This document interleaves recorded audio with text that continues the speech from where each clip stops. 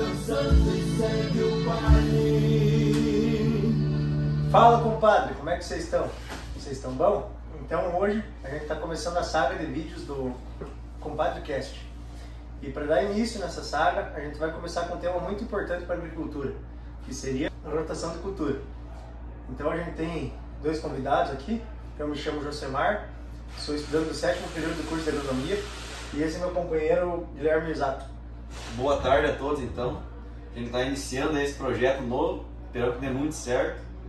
E hoje trouxemos aqui nossos primeiros convidados, o Francisco e o Guilherme Pim, dois produtores rurais também. E hoje vamos falar de um tema muito importante, que é a rotação de culturas, que foi um tema que já existia mais de 3 mil anos atrás na Grécia.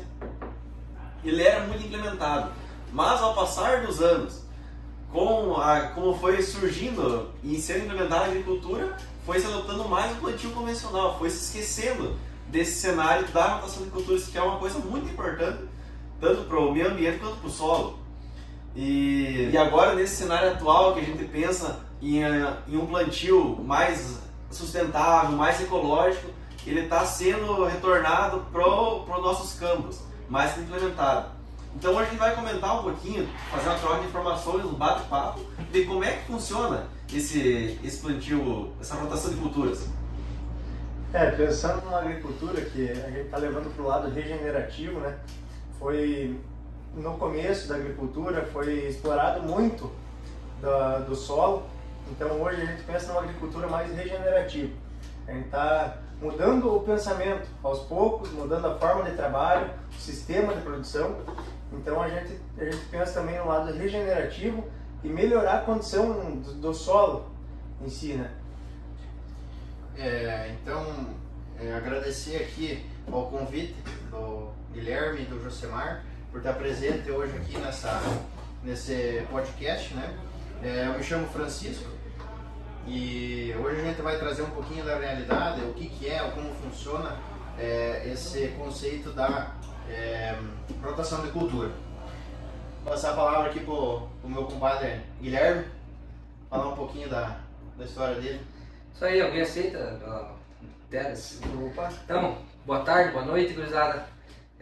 Sou o Guilherme, também sou produtor rural, sou estudante de agronomia também, e a gente tá aí, viemos aí a convite dos nossos compadres aí para fazer um bate-papo, uma troca de informação sobre esse assunto, né, Zato? Isso. Compadre Zato aí, nós já negociamos, compadre Zato aí, nós De longa data. De longa data, né? Então eu acho que vamos começar a tentar entender o que é essa rotação de cultura, né? Como é que ela funciona? Como é que ela funciona, porque assim, é muito vago, às vezes até por falta de informação, por vários fatores é muito vago assim essa ideia de rotação de cultura. Às vezes o Francisco vai comentar um pouco melhor depois para nós aí, mas a rotação de cultura, qual que é o conceito de rotação de cultura? É basicamente você não implementar na mesma área a mesma cultura no mínimo de 1 a 3 anos, né? Então o que a gente tem para nossa realidade, que é o que a gente faz em casa, né, lá, por exemplo, você tira o soja e você coloca o trigo. Então é uma associação, e às vezes tu vai conversar com o produtor, tu pensa que está sendo uma rotação, mas não é. A rotação, a ideia dela é diferente, e para frente aí a gente vai conversando e vai vendo que não é bem assim, né? Não sei se ficou claro isso aí. O que eu vejo é que a rotação de cultura seria simular um campo nativo, né, uma mata nativa, tendo alguns benefícios com esse sistema, né? Um dos benefícios, hoje se fala muito no sequestro de carbono, né? Seria um dos benefícios, tem outros benefícios também, mas esse seria o principal que a gente aborda lá na nossa aula, né? De maneira de conservação do solo. O conceito base a gente já tem, né, que é a diversificação de cultura. Alternar leguminosa, gramínea, que nem o Guilherme falou, do mínimo aí, um consórcio que não envolva a mesma, cultivar no mínimo aí de 1 a 3 anos. Tá? E trazer um pouco do que é isso daqui, esse tema, para a nossa discussão hoje aqui, para o nosso bate-papo, e entender um pouco também do que é a dor do outro lado e o produtor fazer com que ele se entenda que monocultura, sucessão é diferente da rotação, né? Mano, o que eu acho que os produtores, eles acham que estão fazendo uma rotação de cultura, mas eles não estão, porque eles acham que implementar um soja no verão e um trigo no inverno vai ser uma rotação, né? Exato, não é o ponto, não é o conceito da rotação de cultura.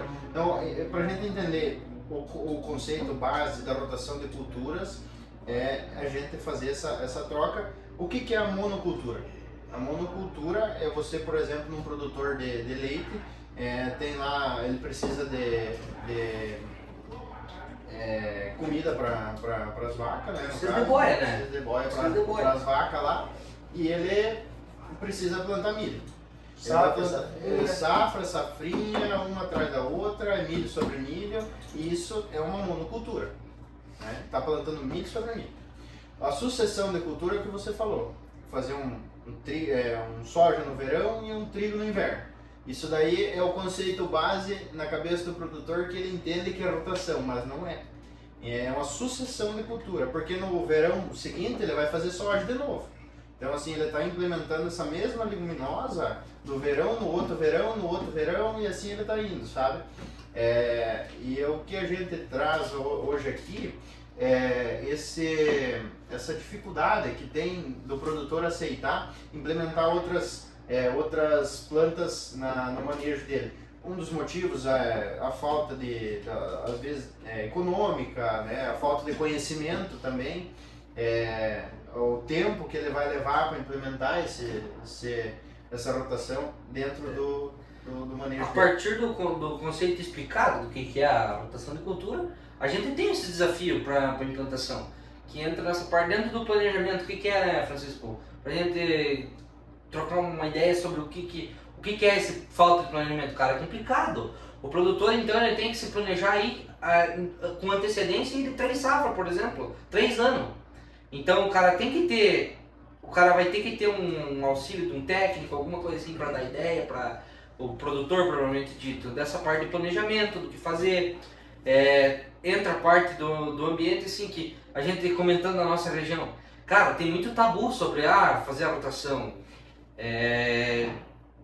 Por exemplo, assim, cara, dentro da rotação de cultura entra uma ferramenta dentro da rotação de cultura, que é a utilização das plantas de cobertura, né? Cara, então o cara, pra fazer isso, o cara já... não vou fazer, porque isso aí vai me trazer problema, isso aí vai me trazer doença, e sendo que às vezes é muito pelo contrário, né? E também o fator econômico, porque é um investimento, né Francisco? No fim das contas, se passar a régua, vai dar rentabilidade pro produtor, mas ainda existe esse tabu por cima, né? Isso, que nem o Guilherme falou, é um investimento muito alto, né? Então, tudo que envolve dinheiro, o produtor ele fica um pouco retraído, né? Mas, pensando por outro lado, ele acaba poupando também no manejo, né? No manejo fitossanitário, sanidade de planta, ele vai conseguir fazer um manejo um pouco melhor de planta daninha, de doença. Então, acaba tirando um lado e compensando o outro. E aí, talvez compensando até mais do que o custo que ele teria para implantar esse sistema, né, de rotação de cultura. Então, tem que pôr na balança, ver como é que funciona o sistema, se planejar, se programar, para ver o lado a lado, para ver o que vai dar de resultado, né? Aí você entrou num ponto bem importante, que é mostrar para o produtor que esse manejo ele dá resultado, né? Ciclagem de nutrientes, né? Um benefício aí numa redução de custos com inseticidas químicos, em geral inseticidas, fungicidas, herbicidas, que nas lavouras dele ele vai implementar, como ele vai implementar diferentes culturas, vão ser diferentes manejos. Então você vai ter, por exemplo, aqui o milho é um manejo, doenças que atacam no milho não vão atacar no soja, por exemplo, né? Um fungo que é um fungo de solo que causa prejuízo na soja e no milho, né? Ele vai poder combater com algumas ferramentas que a gente tem no mercado de mix, de cobertura, algumas coberturas leguminosas, gramíneas, e que ele vai conseguir se sobressair melhor, né, diminuindo o custo, porque a base de tudo é o custo. O que vai levar o produtor a ter mais rentabilidade com as culturas vai ser essa diminuição de custo e fazer com que ele produza mais. Né? Tu vê então que a rotação de cultura, né? Quantas matérias a gente já teve aí, por exemplo, desde o manejo de praga até o manejo de doenças, até o controle de plantas daninhas, né? De ferramenta de controle, a rotação de cultura entra como uma excelente opção em todas elas, né? Você pega no controle de plantas daninhas, você vai ter diferentes ferramentas de diferentes defensivos para você. Se você tem um banco de semente, cara, de uma daninha que é complicada de você controlar na soja, que é um problema, que vai te dar uma redução de produtividade, vai te dar um problema, vai te dar um custo, você entra com milho, cara, você pode quebrar, você pode diminuir esse banco de semente, você pode controlar essa entra para a parte de fungo de solo. Cara, um ponto muito que a gente vem comentando, até a gente teve na aula da professora Edilane, a gente comentou sobre essa questão de fungo de solo. Cara, basicamente você fazendo a monocultura, uma cultura em cima da outra, você vai estar fazendo no meio de cultura para a aplicação desse fungo ali, né? Sim. Então a rotação ela vai entrar para quebrar esse ciclo desse fungo. A parte dos insetos, cara, a rotação de cultura é... Dentro da rotação de cultura, no que tu falou, né, José? De tentar fazer parecido do que é um campo nativo, por exemplo. De ter essa harmonia com os insetos, você ter a população de insetos praga com a população de inimigos naturais ali vamos dizer assim, em mesmo número, e um combatendo o outro, né? Exato. Então é uma baita ferramenta, muito importante, né? Que a gente, e que nem o Zato falou, tá voltando cada vez a ter mais relevância e mais importância, né? Então, a gente falou bastante sobre a rotação de cultura e agora a gente queria ver como é que a gente pode se programar para esse sistema, como é que a gente pode fazer para que o sistema dê certo, como é que é na prática. Vocês têm um exemplo aí, como é que é? Lá no campo, para tu implementar um sistema desse, precisa de um planejamento, como a gente falou, né? Que muitos produtores ainda não têm. Tu precisa ter um planejamento. Primeiro começa com planejamento. O que eu vou fazer, aonde eu vou, essa área, o que eu vou fazer nesse ano, essa área. Você vai dividir as tuas áreas em talhões menores, né? E você vai ver, ó, nessa área vai vir milho, nessa área vai vir soja, nessa área aqui vai vir um feijão, um negócio diferente, né? E aqui a gente trouxe um exemplo, que eu acho que no vídeo aqui vai estar um pouquinho difícil de visualizar, mas a gente vai explicar. Um exemplo aqui de um plano de rotação trianual. No primeiro ano, no inverno, o produtor vai poder entrar com trigo e no verão com soja, certo? No segundo ano, ele vai entrar já no inverno, diferenciado do trigo, ele vai entrar com nabo, com tremoço, com alguma leguminosa, um mix de cobertura que vai beneficiar ele com ciclagem de nutrientes, essa quebra de ciclo de patógenos, né? Não vai deixar a terra repousil também, que isso é bastante prejudicial, já vai entrar em parte de conservação de solo, diminuição de erosão, enfim, um monte de atributos. E no verão ele vai entrar com milho. Vai entrar com milho quebrando esse ciclo do soja, que é o que a gente falou do conceito da chave da rotação de cultura. No terceiro ano, no inverno, ele entra com uma aveia, que é um custo-benefício um pouquinho mais barato também, uma aveia branca, uma aveia preta, talvez aí até para uma colheita, né? E no verão do terceiro ano, né, ele já pode entrar com soja de novo nessa rotação, tá? E aí ele vai sobressaindo aqui, ó, por exemplo, na parte 2, né, do trabalho que a gente tem aqui para mostrar. Lá no caso do primeiro ano, seria no quarto ano, Você divide, inverno, né? você divide em talhões, no caso. Talhões, exato. Talhões, ó, o talhão 1, o talhão 2 e o talhão 3, né? Aí Isso. tu vai mudando, brincando entre eles, né? Aí que entra o planejamento, né? Brincando com responsabilidade Isso, técnica, né? claro. Brincando com responsabilidade técnica, mas se torna uma brincadeira, tu vai estar alternando aí as culturas, né? É legal esse negócio. E uma coisa muito boa, né, Francisco, que dentro dessa brincadeira dos talhão, você pode alternar também dentro das entre-safras das plantas de cobertura que você vai ter. Aí tu vai poder diversificar umas plantas com relação CN curta, umas relação CN longa, que vão trazer diversos benefícios físicos, químicos e biológicos para o solo, né? Então é uma ferramenta muito importante e que assim, dentro da rotação de cultura além de ser muito importante, vai trazer rentabilidade na forma do investimento. Né? Eu acho que puxando um gancho nisso que o Francisco estava falando, da gente fazer uma rotação. Aqui na nossa região, sudoeste do Paraná, a gente tem muitos produtores de leite, que eles, necessariamente, eles têm que fazer uma monocultura, porque eles não têm o conhecimento certo ainda. Então eles fazem milho sobre milho sobre milho. Fazendo a rotação, a gente pode dar um diferencial nisso daí, né? A gente pode fazer um LP, pensando em fazer um milho verão, fazendo uma aveia para pastejo depois, pode fazer diferentes entradas de corte. Isso vai ajudar principalmente na compactação do solo, pensando na rotação, né? Como se fosse ver, para um produtor de leite, dando a quantidade de animais certos na área, ele não vai gerar uma compactação, vai ter um grande estoque de carbono presente nisso daí, e pensando mais nisso daí, é uma coisa muito boa, porque o produtor ele pode fazer um milho no verão, pode fazer uma aveia no inverno, fazer uma silagem de aveia, fazer uma silagem de milho, fazer uma silagem de triticale, que são boas para a gente fazer a rotação, né? Então o produtor ele pode começar a adotar isso daí, fazer a silagem no inverno e talvez fazer uma rotação no verão, né? E aí uma boa estratégia, né? E também agrega muito na produção dos animais ali, das vacas no caso, com o bem-estar animal, que você vai ter esse ILP, ILPF, enfim, ajudando o manejo, o bem-estar animal, e o animal vai responder isso, né? É o que a gente vê em muitos locais aí, mas assim, bem manejado. E é o que a gente tem que cada vez mais olhar para esse lado, né, Exato? O produtor, cara, sabe que de repente a área é apertada, mas aí o que tu pode fazer em cima para trabalhar? Falta de informação. Falta de informação. Falta de gente capacitada para implementar. E mostrar, cara, que isso aqui dá resultado e que, cara, você fazer um milho, você tira o milho, você coloca o milho, mas você vai ter um período entre safra.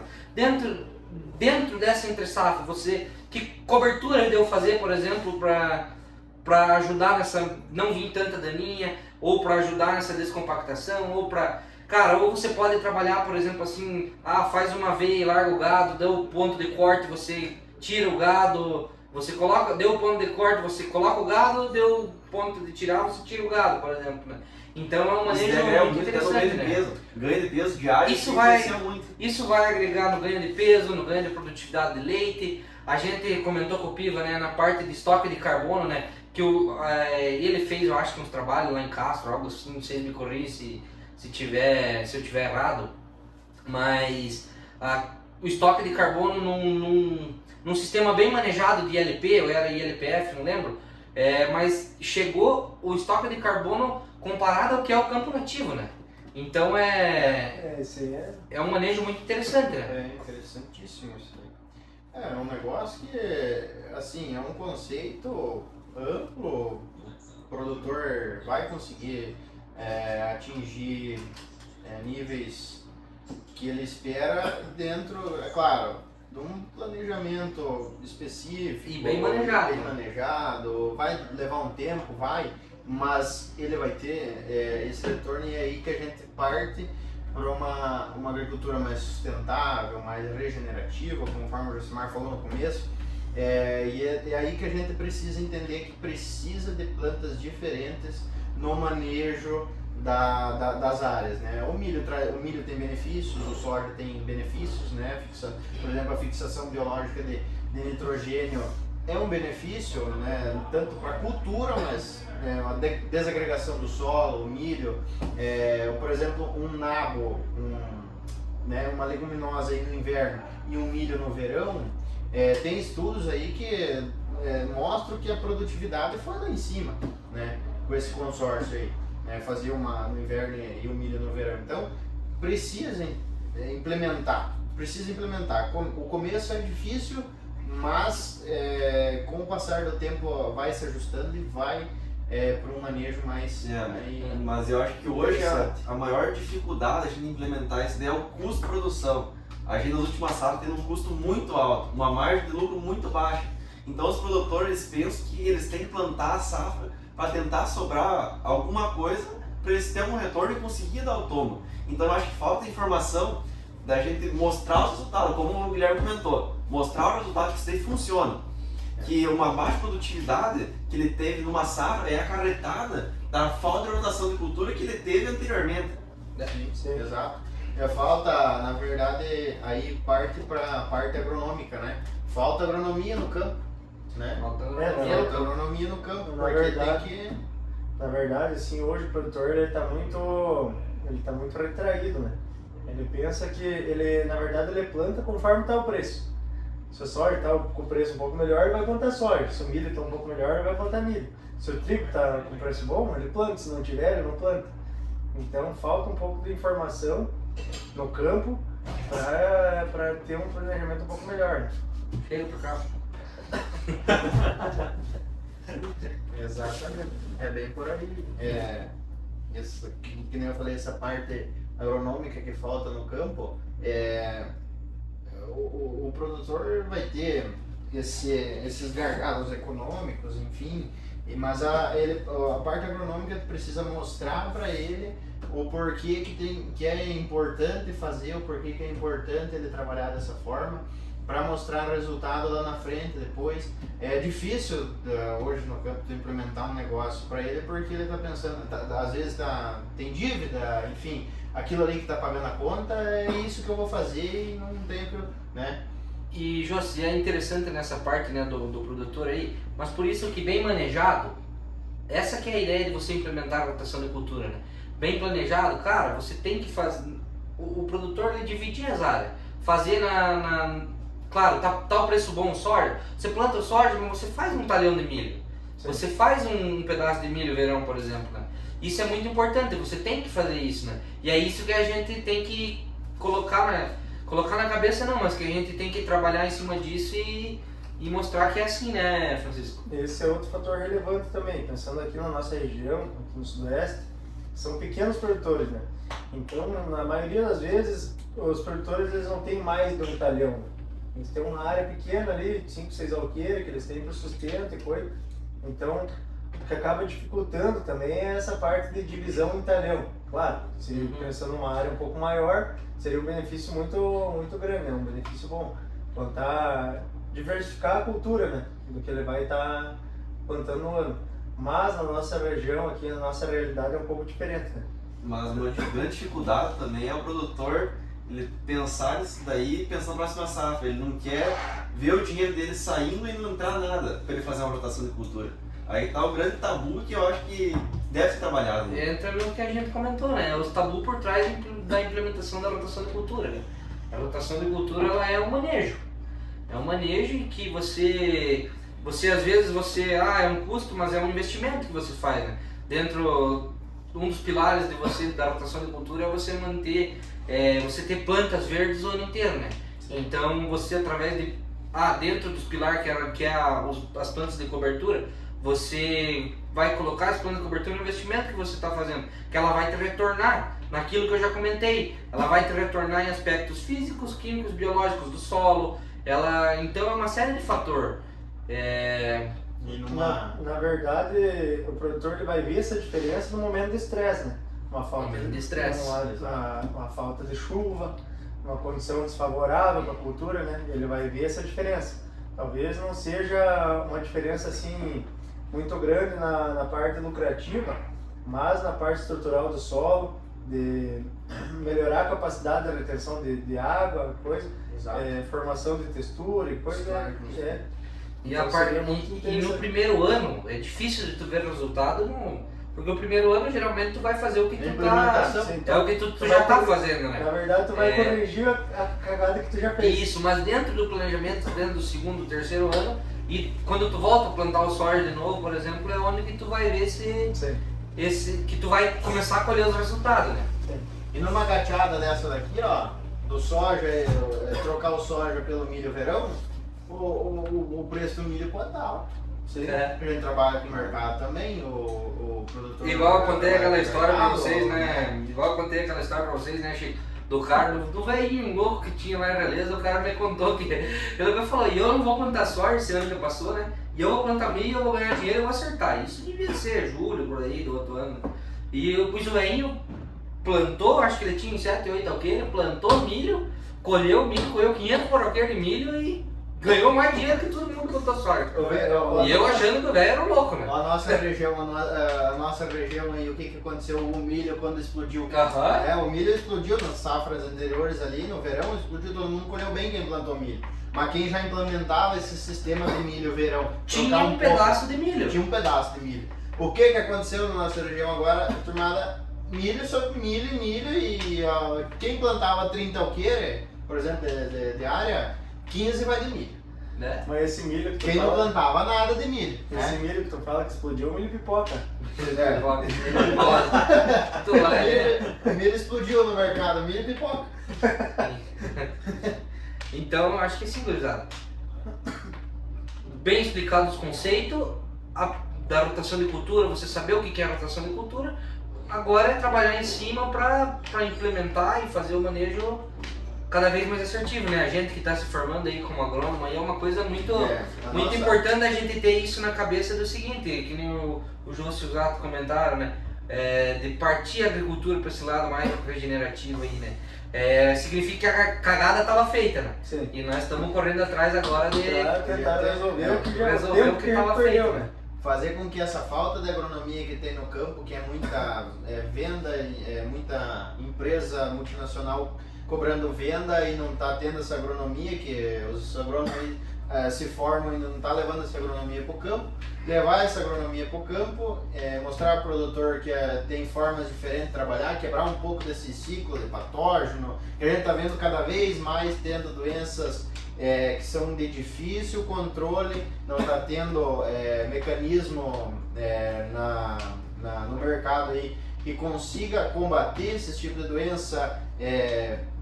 Ferramenta a gente tem, então tem que saber manejar. Eu acho que hoje a nossa principal missão, após formado, vai ser produzir mais, ter mais lucratividade em menos área, de uma forma sustentável. E a palavra-chave disso tudo é planejamento, né? Planejamento. Tendo um bom planejamento, você vai ter uma boa lucratividade, né?